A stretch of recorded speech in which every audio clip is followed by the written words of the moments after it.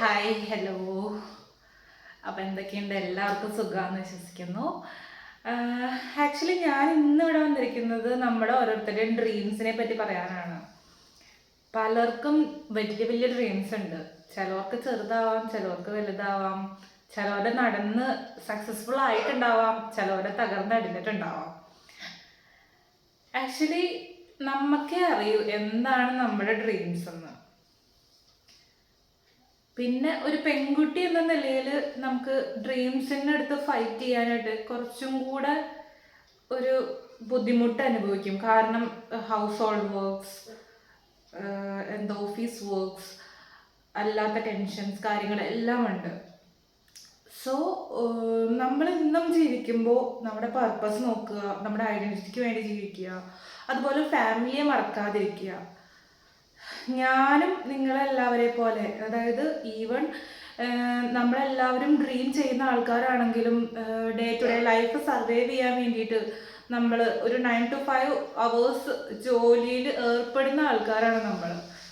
ശരിക്കും പറഞ്ഞാൽ അതൊരു ട്രാപ്പാണ്. പക്ഷെ നമ്മുടെ ഫാമിലീനെ മുന്നോട്ട് കൊണ്ടുപോകണമല്ലോ എന്ന് ഓർത്തിട്ട് നമ്മളങ്ങനെ ചെയ്യാറുണ്ട്. ആക്ച്വലി അപ്പോൾ നമ്മുടെ ഡ്രീംസൊക്കെ അവിടെ കട്ട് ഓഫ് ചെയ്യുകയാണ് ചെയ്യുന്നത്. ആക്ച്വലി നമുക്ക് നമ്മുടെ മനസ്സിൻ്റെ ഉള്ളിൽ ഒരു ശക്തമായിട്ടുള്ള ഒരു ഡ്രീം ഉണ്ട്. എനിക്ക് ഇവിടെ എത്തണം, ഇന്ന സ്ഥലത്ത് എത്തണം എന്ന ആഗ്രഹമുള്ള ഒരാളാണെങ്കിൽ എത്ര ചാലഞ്ചസ് ഉണ്ടായാലും അവരവിടെ എത്തും. പക്ഷെ മനസ്സിലൊരു പ്ലാനിങ്ങും ഇല്ല, അങ്ങനെ ഒരാളാണെങ്കിൽ നമ്മളവിടെ എത്തില്ല. അപ്പോൾ as a woman it is very difficult to reach their dreams because of so many pressures from that side. And എന്താ പറയുക, ഒരിക്കലും നമ്മൾ നമ്മുടെ ഡ്രീംസിനെ ചെറുതായി കാണരുത്.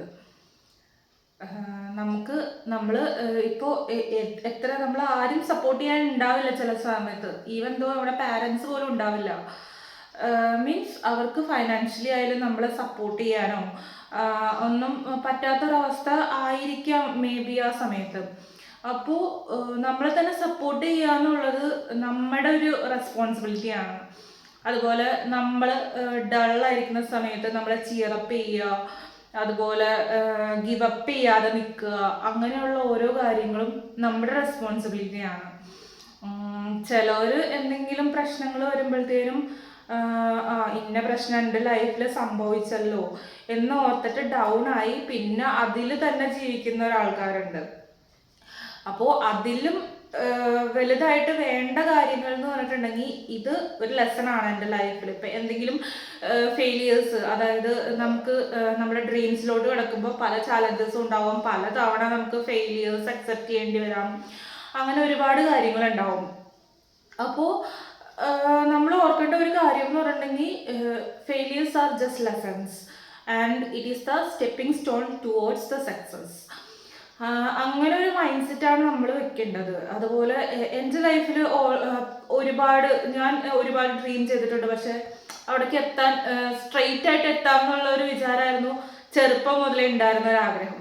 പക്ഷെ എന്താ, അവിടെ നിറച്ച് ചാലഞ്ചസ് അതിൻ്റെ ഇടയ്ക്കിടയ്ക്ക് ഒളിഞ്ഞിരിപ്പുണ്ട്. അപ്പോൾ ആ ചാലഞ്ചസിനൊക്കെ മറികടന്ന് എന്താ പറയുക, കുറച്ച് ടൈമൊക്കെ എടുക്കും അതിന് വേണ്ടിയിട്ട്. അപ്പോൾ എത്ര ടൈം എടുത്താലും എന്താ പറയുക, മാരേജ് അത് വേണം നമുക്ക്. പെൺകുട്ടികളുടെ ലൈഫിൽ മാരേജ് വേണം.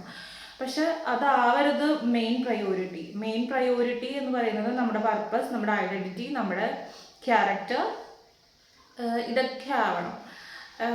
എന്താണെന്ന് വെച്ചിട്ടുണ്ടെങ്കിൽ നമ്മൾ ഈ ലോകത്ത് ജനിക്കുന്നുണ്ടെങ്കിൽ തന്നെ മരിക്കുന്ന ഒരു ടൈമിൽ നമ്മൾ ഒറ്റയ്ക്ക് തന്നെയാണ്. നമ്മൾ ഒരുപാട് ആൾക്കാരെ കാണുന്നു. അതായത് ആ ഒരു ടൈമിൽ from the birth to death നമ്മൾ ഒരുപാട് ആൾക്കാരെ മീറ്റ് ചെയ്യുന്നുണ്ട്. നമ്മുടെ പാരൻസ്, നമ്മുടെ ഫ്രണ്ട്സ്, നമ്മുടെ സിബ്ലിങ്സ്, അതുപോലെ അൺനോൺ പേഴ്സൺസ്, അങ്ങനെ ഒരുപാട് പേര് നമ്മുടെ ലൈഫിൽ ഗോ ത്രൂ ചെയ്യുന്നുണ്ട്. പക്ഷെ ഇവർ അറ്റ് എ പോയിന്റിൽ നമുക്കൊരു ലെസൺ തരും, അല്ലെങ്കിൽ നമുക്കൊരു ഹാപ്പിനെസ് തരും. അങ്ങനെ അത് ഒരു ടെമ്പററി ടൈമിലേക്ക് മാത്രമേ നമുക്ക് ഉണ്ടാവുള്ളൂ. പക്ഷെ at the end of the day നമ്മുടെ കൂടെ ഉണ്ടാവുന്ന ആ ഒരാൾ നമ്മൾ മാത്രമാണ്.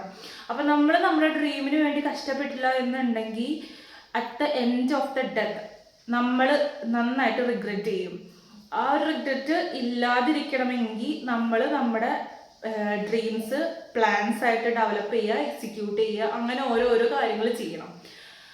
സോ ഞാൻ ഈ വീഡിയോയിൽ ഉദ്ദേശിക്കുന്നതെന്ന് വെച്ചിട്ടുണ്ടെങ്കിൽ ചെറിയൊരു മോട്ടിവേഷൻ, അതായത് ഡ്രീംസ് ഉള്ളവർക്ക് go through it, keep working on them, do hard and smart work and reach your high potentials and dreams. ഇതാണ് എനിക്ക് പറയാനുള്ളത്. കാരണം ഡ്രീംസ് ഉള്ള ഒരാൾ ഒരിക്കലും ആ ഡ്രീംസിനെ ഗിവ് അപ്പ് ചെയ്യരുത്. കാരണം എൻ്റെ ലൈഫിൽ കുറേ നാളുകൾ ഞാൻ എൻ്റെ ഡ്രീംസിനെ വേണ്ട എന്ന് വെച്ച് കട്ട് ഓഫ് ചെയ്തിരുന്ന സമയങ്ങളുണ്ട്. പക്ഷെ ഇപ്പം എനിക്ക് ആ ഒരു പോയ സമയം ഓർത്തിട്ട് റിഗ്രറ്റ് ഉണ്ട്. അപ്പോൾ ഇപ്പോൾ വീണ്ടും ഞാൻ എന്നെ തന്നെ പൊടി തട്ടിയെടുത്ത് എൻ്റെ ഡ്രീംസിനോട് ഫൈറ്റ് ചെയ്തുകൊണ്ടിരിക്കുകയാണ്. അപ്പോൾ എനിക്ക് നിങ്ങളോടും പറയാനുള്ളത്, stand up for yourself, എന്താ പറയുക, dust off yourself and know your potentials and fight for your beautiful life. അപ്പോൾ ഇത്രയാണ് എനിക്ക് നിങ്ങളോട് പറയാനുള്ളത്. Never ever give up on your dreams. By.